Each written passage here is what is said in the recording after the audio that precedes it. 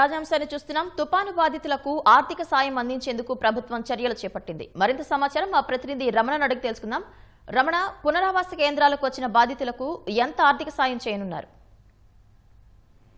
పునరావాస కేంద్రాలకు వచ్చినటువంటి తుఫాను బాధితులకు ఆర్థిక సాయం చేసేందుకు 3,000 రూపాయలు చొప్పున, కుటుంబానికి 3,000 రూపాయలు చొప్పున ఆర్థిక సాయం చేయాలని చెప్పేసి సీఎం చంద్రబాబు నాయుడు ఇప్పటికే ఆదేశాలు జారీ చేశారు. ఆదేశాల మేరకు అధికారులు ఉత్తర్వులు జారీ చేశారు.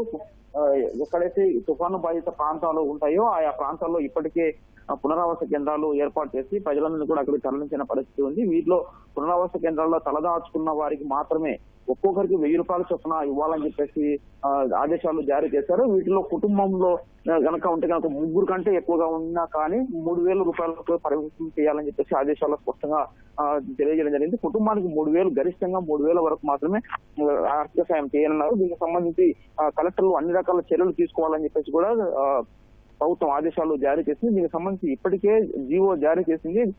19 కోట్ల రూపాయలు ఇప్పటికే దీనికి సంబంధించి పునరావాసం కావచ్చు, అలాగే పరిహారం సంబంధించినటువంటి ఆర్థిక సాయం కోసం కూడా ఇప్పటికే జీవో జారీ చేసింది. దానికి సంబంధించి నిధుల నుంచి ఈ మొత్తాన్ని వినియోగించాలని చెప్పేసి స్పష్టంగా తెలియజేసింది. ఇంకా అదనంగా అవసరమైన పక్షంలో దానికి సంబంధించి కూడా వెంటనే ఎప్పటికప్పుడు నిధులకు కొరత లేకుండా ఎప్పటికప్పుడే నిధులు ఇస్తామని చెప్పేసి రాష్ట్ర ప్రభుత్వం స్పష్టం చేసింది. అదే సమయంలో పునరావాస కేంద్రాల్లో ఉండేటటువంటి వారందరికీ కూడా నిత్యావసర సరుకుల పంపిణీ కూడా చేయాలని చెప్పేసి రాష్ట్ర ప్రభుత్వం మరో జీవోను కూడా జారీ చేసింది. అక్కడ ఉండేటటువంటి వాళ్ళందరికీ కూడా ఇప్పుడు ఈ పునరావాస కేంద్రం నుంచి వెళ్లేటప్పుడు 3,000 రూపాయలు ఇవ్వడంతో పాటు, కుటుంబానికి 3,000 రూపాయలు ఇవ్వడంతో పాటు వారికి నిత్యావసర సరుకులు కూడా వెంటనే పంపిణీ చేయాలని చెప్పేసి ఆదేశాలు జారీ చేయడం జరిగింది.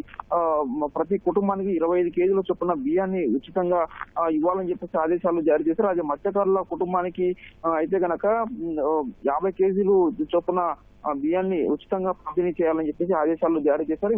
వీటితో పాటు కేజీ కందిపప్పు, అలాగే బంగాళాదుంపలు, 1 లీటర్ పామ్ ఆయిల్, అలాగే కేజీ చక్కెర, మొత్తం 5 వస్తువులను కూడా ఇవ్వాలని చెప్పేసి ఆదేశాలు జారీ చేశారు. వీటన్నిటికి కూడా ఉచితంగా పంపిణీ చేసేందుకు సర్వం సిద్ధం చేయాలని చెప్పేసి ఈ మేరకు మార్కెటింగ్ శాఖ అధికారులు కూడా సీఎం ఆదేశాలు జారీ చేసి దీనికి సంబంధించిన ఆదేశాలు కూడా ప్రభుత్వం వెలువరించిన పరిస్థితి. మొత్తంగా బాధితులు ఎవరైతే ఉన్నారో వారందరూ కూడా తప్పకుండా ఈ 25 కేజీలు బియ్యంతో పాటు, నిత్యావసర వస్తువులతో పాటు, అలాగే పరిహారం మొత్తం పటిష్టంగా ఎక్కడా లోటుపాటుకు తావు లేకుండా, నిర్లక్ష్యం తావు లేకుండా, అవకతవలకు తావు లేకుండా పటిష్టంగా పంపిణీ చేయాలని చెప్పేసి కూడా సీఎం చంద్రబాబు నాయుడు ఆదేశాలు జారీ చేశారు. ఈ మేరకు అధికార యంత్రాంగం కూడా మొత్తంగా పర్యవేక్షణ చేస్తూ తగిన చర్యలు తీసుకుంటున్న పరిస్థితి కనిపిస్తుంది.